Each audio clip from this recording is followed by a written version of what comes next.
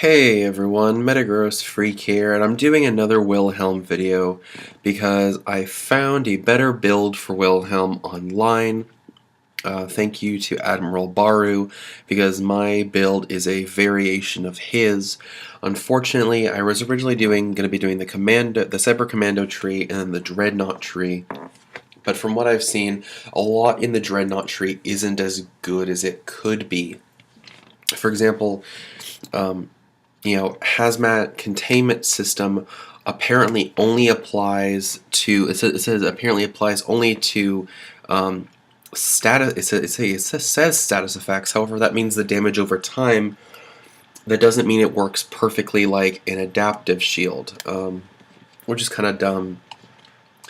Kinetic armor also doesn't do very much damage at all. I mean, it's basically like a spike shield, but the spike shield also includes close range gunners, like people with shotguns. Termination protocols barely does any damage at all from what I've seen. The actual explosion itself is barely enough damage to take out basic enemies, and the shock novas, can barely put a dent in shields, so you can't really count on termination protocols to save your life. I'm not sure if these three skills are just bugged, or if that's how how termination protocols, for example, was designed to work, or if that's how like kinetic armor was designed to work. But it's very disappointing, especially because those were the skills I was going to go down. That being said, I made the transition over to Hunter Killer. So if you're going off my Cyber Commando Dreadnaught tree, you can do that. Just prepare to be disappointed by 3 skills that aren't going to be super amazing. So now I'm going to be using Cyber Commando and Hunter Killer. So let's begin.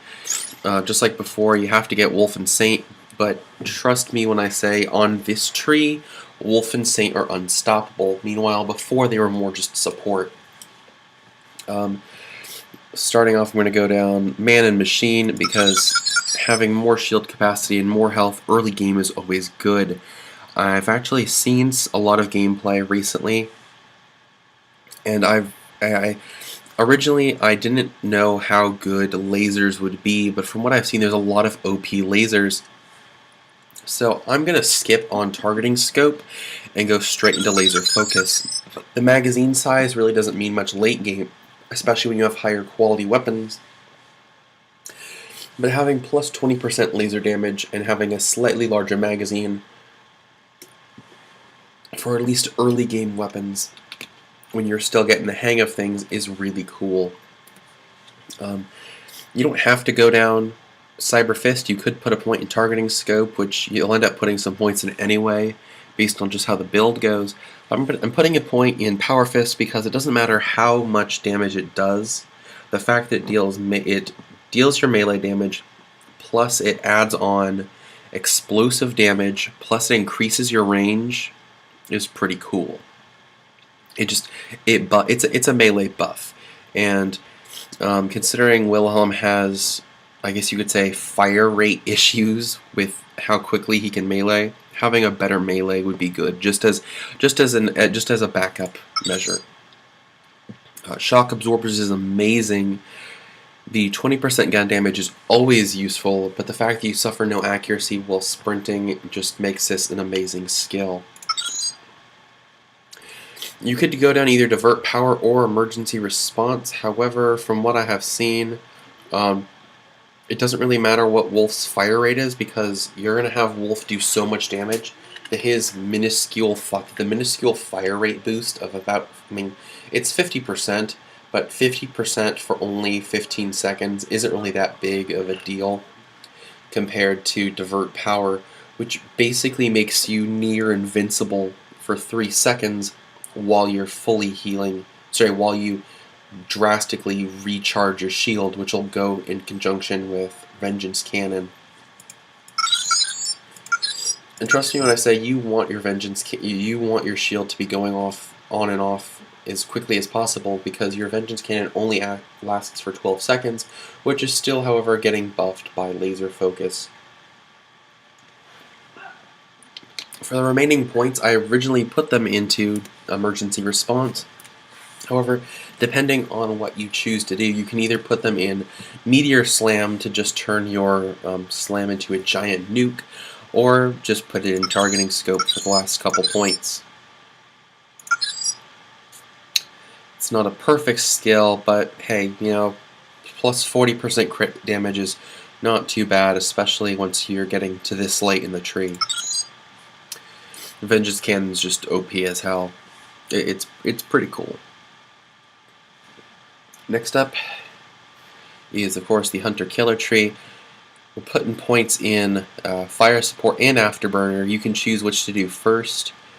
I personally like the idea of having faster projectiles and reloading faster, because reload speed is always nice for that damage per second, and getting bullets down range faster increases your chances of hitting things. You know, that way you don't have enemies just ducking and weaving out of the way. From what I've seen, the suppression, while nice for the fire rate, isn't going to be as good as giving you damage to a few with all gun types and with Wolf, and it isn't as good, nearly as good as the Venom Bolt. I mean, the Venom Bolts, from what I've seen, even though it's kind of cool because it improves all of your corrosion chances, and there's, you know, plenty of armored enemies, the actual Venom Bolts themselves don't do that much for Wolf. They kind of just get in the way, especially because at rank 5 it's only 50% chance of doing a Venom Bolt. If there's a +5 class mod to it, then go ahead and have that 100% chance to Venom Bolt. But if you're not fighting armored enemies, the corrosion isn't really all that useful. So I'm going to put it in Fire Support. It's only a 15% boost to all of your weapons, which isn't amazing that it's only 15%, but it's still 15% to every weapon. Plus the fact that you're also getting 25% more damage to Wolf will just help give you more air support. Pun not intended. Laser Guided is a good skill from what I can tell. It kind of seems like a mini Slag, which, considering we already have Freeze, you could if you do the paint and then freeze someone, or freeze someone and then paint them, you're doing lots of damage, which plus it adds on duration of Wolf and Saint, which is just pretty awesome. You could put a point in Kill Switch if you want. You could also put a single point in Scramble. From what I've seen, it isn't really worth adding in more than 1 point, because all the rest only add on, I think, 5 or 10%. Meanwhile, Scramble adds that initial 30. So if you're going to put a point in Scramble, only put 1, because any additional points aren't really going to help you. Rolling Thunder, Rolling Thunder is the ideal ability here, because adding on more and more damage will just make you even better. And the thing is, your laser, you're going to have so much buff to your laser with with all your gear that I've seen from the builds. You're going to have a lot of buff to your laser, so you can just blast things away, and that'll add on so much duration because of Laser Guided. I mean, plus he's already got a good duration already. 35 seconds is not bad at all. Considering he's a mobile drone that nukes through shields because of the shock damage. It's pretty cool. Rolling Thunder will just increase damage even more by 10, and then keep in mind that's 10% per stack every 5 seconds. If you go at least 35 seconds, that's 70% extra damage, in addition to the 25% there. Meaning if you can go, because of Laser Guided, over full duration, he's doing nearly double damage, which is awesome. Escalation's an okay ability, but I'm not a big critical hit person. Instead, I'd rather have Cold War, which basically, it not only does it boost my chance of freezing, but if I get a status effect on an enemy, it has a chance to also freeze them, which is pretty flippin' cool. There's a legendary, I think it's a legendary, or maybe it's a unique, based on, similar to the Ryastrad, I think it's the Ryastrad, that rather than be Slag and Shock, this one is Freeze and Fire. I think it's called the Freezer Burn or the Frost Fire or whatever. It's an SMG, it's a Molly 1 SMG. and you do both frost and fire damage simultaneously. With Cold War, this means your freeze has a better chance of freezing, and the fire also has a chance to freeze, meaning it's almost impossible to not freeze things. It's just pretty cool. You don't need to put a point in Omega Strike. From what I've seen, the air speed from Afterburner actually kind of decreases the accuracy of Omega Strike. I haven't really tested it that well, but you can choose to put a point in there or not. So if you really want, you have a couple open points. You can put points. You can put points to finish in targeting scope. You can put points and a point in Omega Strike. You could put it in a point in Scramble, a point in Kill Switch. You have 4 points left over. So I would choose to either put 3 points in Fortify just to make you a little bit tankier. The max health on Wolf isn't really going to help him, but it'll give you more gun damage while Sync is active.